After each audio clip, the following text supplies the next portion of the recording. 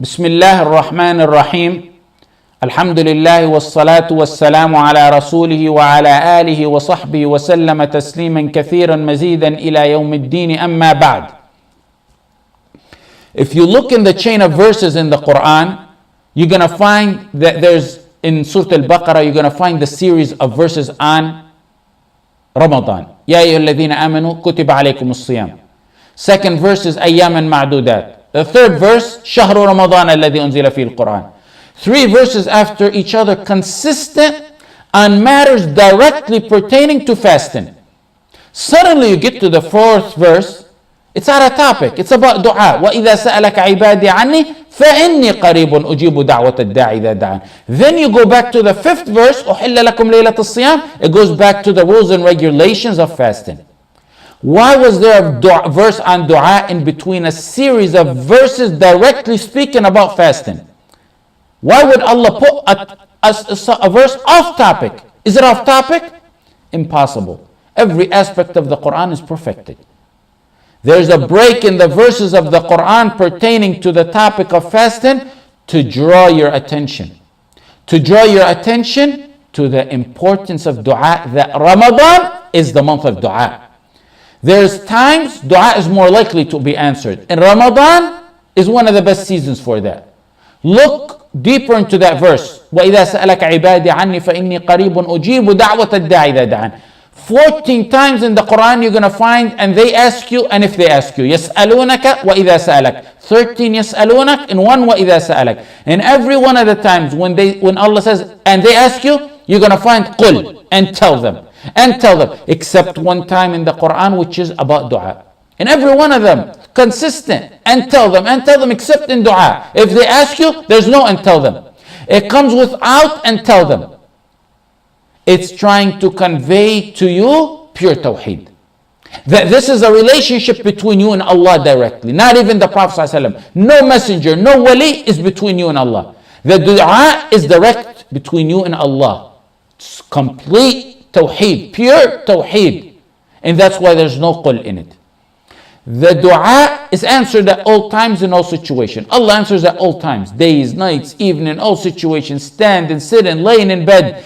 In wudu, out of wudu. It doesn't matter. But there are times and situations where dua is more likely to be answered. And let's take some of those tips so we can perfect our dua in this month of dua.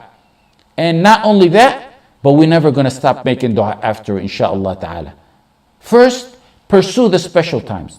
For example, the days of Arafat, the Ramadan, the month of Ramadan, the 1/3 end of the night, when it rains, when after Iqamah, after they make Iqamah, between Adhan and Iqamah, a fasting person, 1/3 end of the night, Allah descends to the heaven closer to the earth and asks, is there anyone who needs anything? Is there anyone who needs to be forgiven so I can forgive him? The more you combine of these special times and situations, the more likeliness the dua will be accepted, insha'Allah. Combining Ramadan, for example, with the night of Laylatul Qadr, with sujood, prostration, with the 1/3 end of the night, and look how amazing that is. Special times and special situation. So that's the first issue. Second one is, you can make dua anytime, in any situation, but be formal sometimes. For example, sometimes go make wudu and plan it. It's like a day. Plan it. Go make wudu and pray 2 rak'ah. Face the qibla. Be formal and raise your hands. The Prophet ﷺ, Sahih Muslim, raised his hands once until his armpits were showing. The whiteness of his armpits were showing. Sometimes he raised it close to his chest. Sometimes he don't make dua with his finger. It's proper to make dua with your finger. إِنَّ اللَّهَ حَيِّيٌّ كَرِيمٌ يَسْتَحِي مِنْ عَبْدِي إِذَا رَفَعَ يَدَيْهِ أَنْ يَرُدَّهُمَا صَفْرًا. Allah, the ever-living, the most حَيِّيٌّ كَرِيمٌ, the generous. If a man raises his hand in supplication, he will be ashamed to turn his hands disappointed or empty. يَسْتَحِي أَنْ يَرُدَّهُمَا صَفْرًا means zero. He would never turn your hands zero. He's ashamed to do that. Abu Darda used to say, raise your hands to Allah before they're fettered in chains. The next point, make dua in a voice not too loud or not too low. When the Sahaba raised their voice out loud, the Prophet ﷺ said, Ya ayyuhan nas, inna alladhi tad'un, laysa bi asam wala ghaib. In Sahih Bukhari and Muslim, he said, you're not calling someone who's deaf or absent.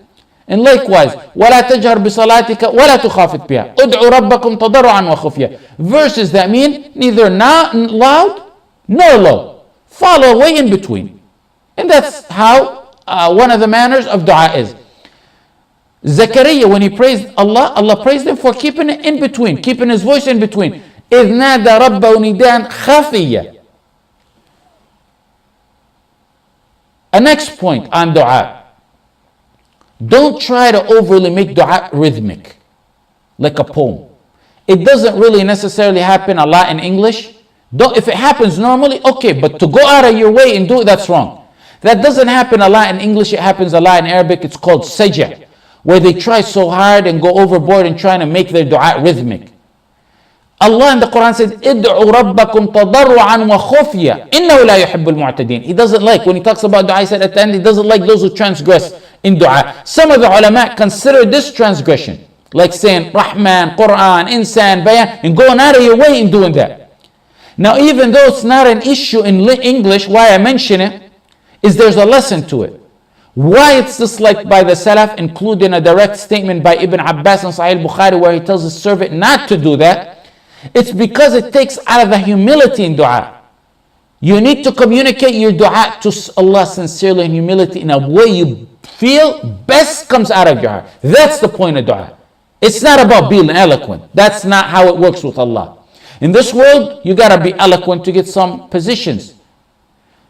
With Allah, focus on humility, on sincerity, on getting your heart into your dua. إنهم كانوا يدعوننا إنهم كانوا يسارعون في الخيرات ويدعوننا رغبا ورهبا ادعوا ربكم تضرعا وخفيا. Humility, sincerity.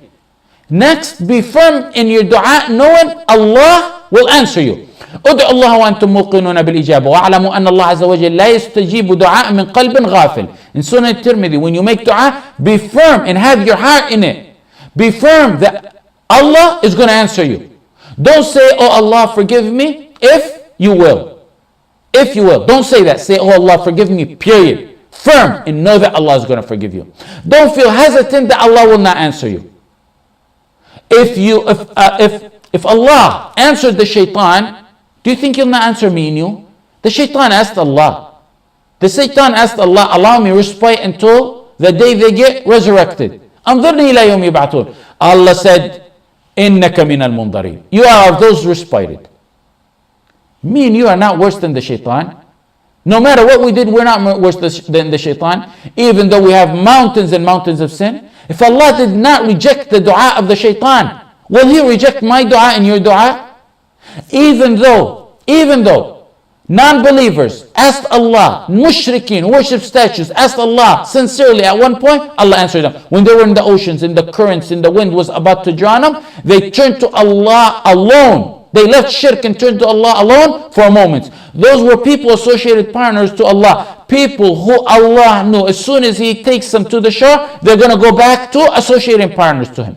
Yeah, when they sincerely, for moments, invoked Allah subhanahu wa ta'ala, He responded to their dua. If He responded to the dua of the mushrikeen, who for a short period of time did dua sincerely, you think He will not answer the dua of the muwahhideen? Be persistent in your dua. And this is the A and B. When we say be persistent, it's A. First of all, make your dua in persistence. When you make it actually, when you ask Allah, ask Him over and over again. Plead and beg Him. In Sahih Muslim, the Prophet ﷺ used to make dua many times, 3 times. Ibn Mas'ud said, used to make it 3. Ask Allah 3 times. That's in making the dua. Then be persistent over time.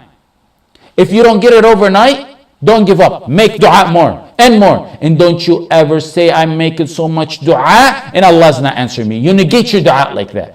يستجاب لأحدكم ما لم يعجل فيقول قد دعوت فلم يستجب لي فإذا دعوت فاسأل الله كثيرا فإنك تدعو كريما. In Hadith al-Bukhari, Muslim, ask Allah a lot. There were some of the Salaf who didn't get what they wanted in 20 years. They said, we still have hope that Allah is going to answer us. Next point is start your dua and end it. And in between, find a spot to make salah on the Prophet ﷺ. Abu Sulaiman al-Darani said a beautiful statement. He said, start your dua with salah on the Prophet ﷺ and end it with salah on the Prophet ﷺ.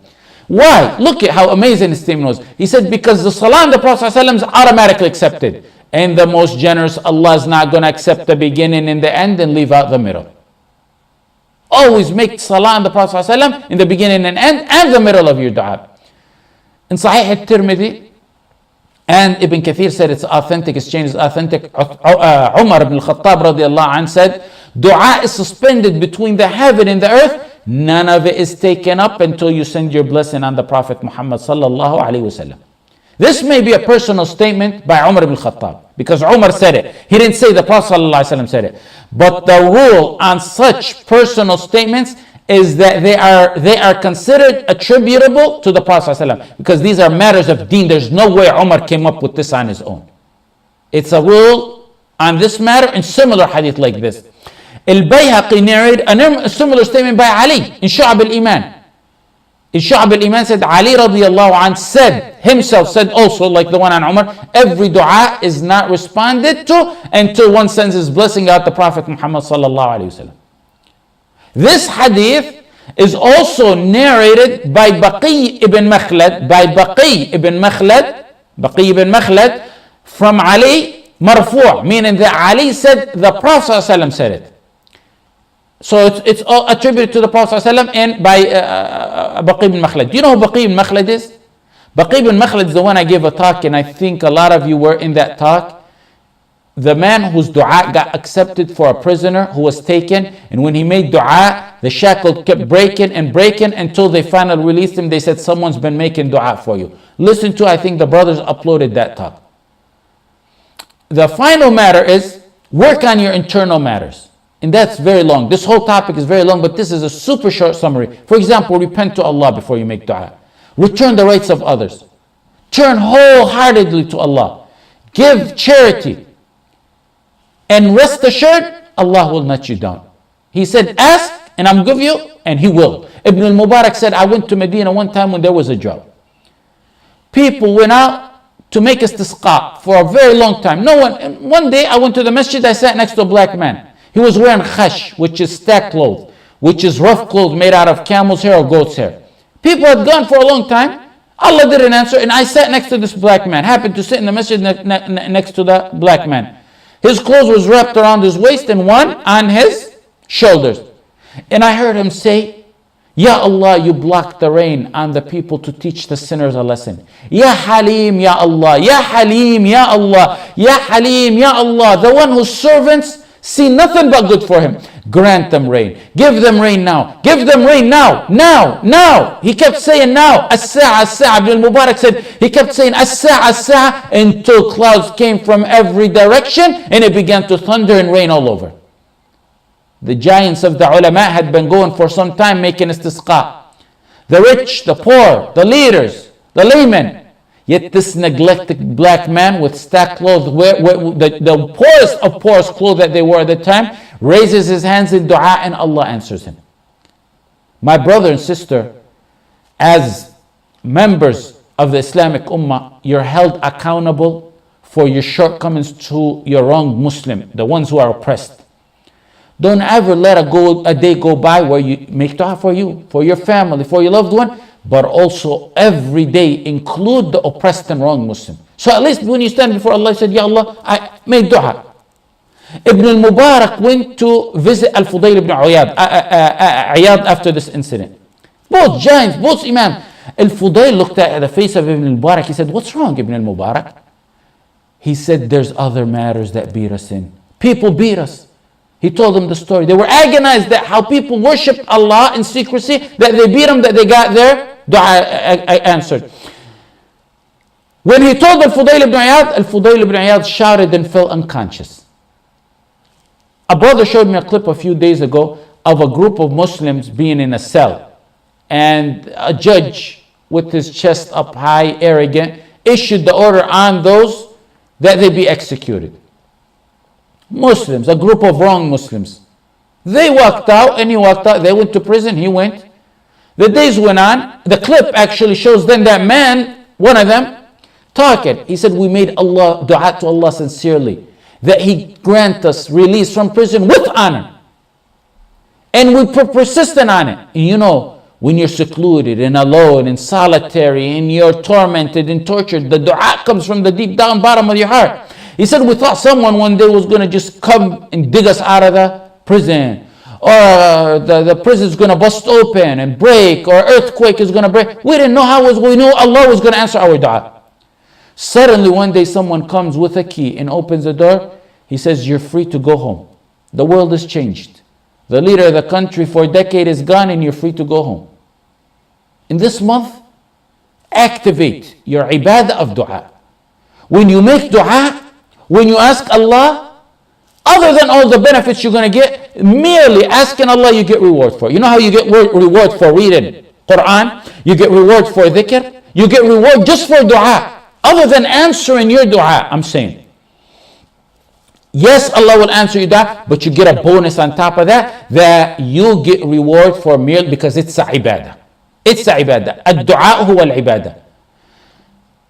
So ask Allah and supplicate and turn to the one whose doors never close. Tomorrow we will continue on this topic inshaAllah ta'ala.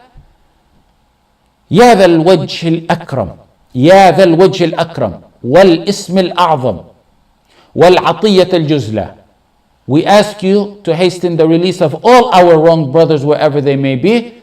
سبحانك اللهم بحمدك نستغفرك ونتوب إليك وصلى الله على سيدنا محمد وعلى آله وصحبه وسلم وجزاكم الله خيرا.